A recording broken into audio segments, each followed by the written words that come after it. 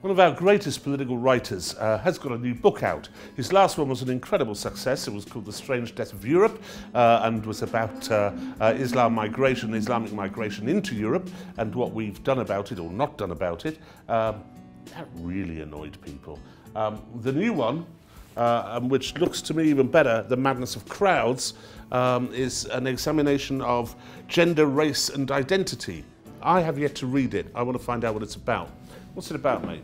Well, the subtitle is Gender, Race and Identity. Basically, you're going to really annoy people with this.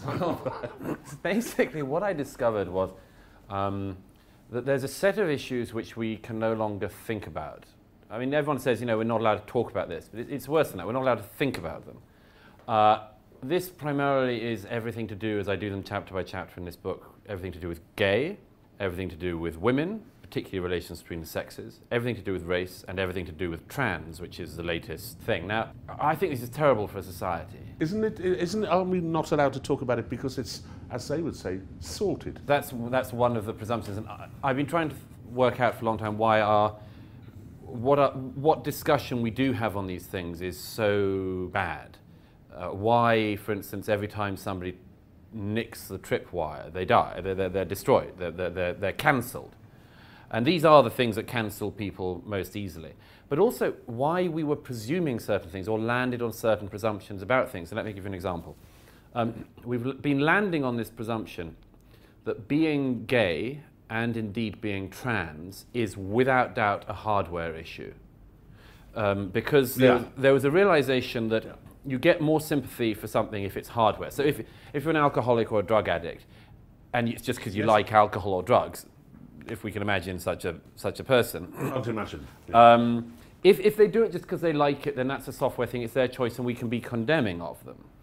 But if it's a hardware thing, they like have the alcoholic gene, way out of it. Then it's hardware. Now the thing is that we've been agreeing in recent years, because of this, that being gay is hardware. And I say in the first chapter, it probably is, or is in part, but it's not quite as certain as we're pretending. Epigenetic. We actually don't know very much about it still, and I explain why. Well, there was a study recently, of course. Exactly. No gay gene, in Science magazine. But it could be a combination of nurture and nature. Exactly. So, and that's really interesting, because we never have any of that discussion. But the trans movement learned from the gay movement that you've got to make trans hardware.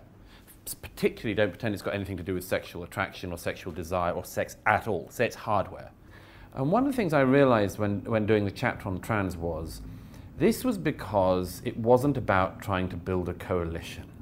See, I lay out in really careful steps what I think is the plausible rights claim around this and where we go way off into the distance. Because the attempt is not to create a movement of agreement. The thing is to derange people and to use the trans as a battering ram to do something else. Now, what is the other else? What is the other else? Now, I think at this point it is brute politics.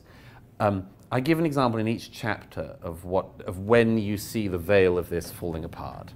So, Peter Thiel, a Silicon Valley tech billionaire, founder of PayPal, comes out in support of the Republican nominee for president in 2016.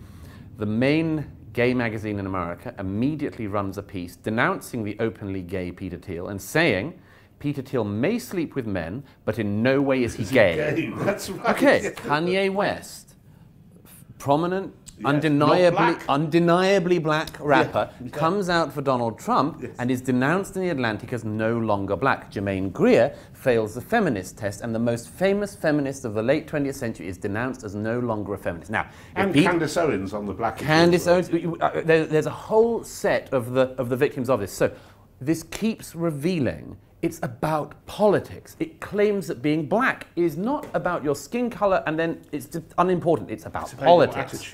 Your attitudes. Gay is about pulling down the patriarchy.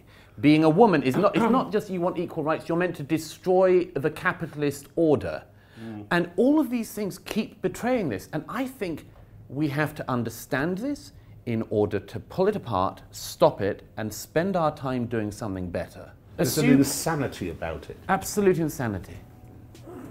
Douglas Murray, thank you. Thank you. It's a great pleasure. Your book sells incredibly well. I hope so, because it demoralises my enemies. It does, yes. It annoys all the right people. Thank you.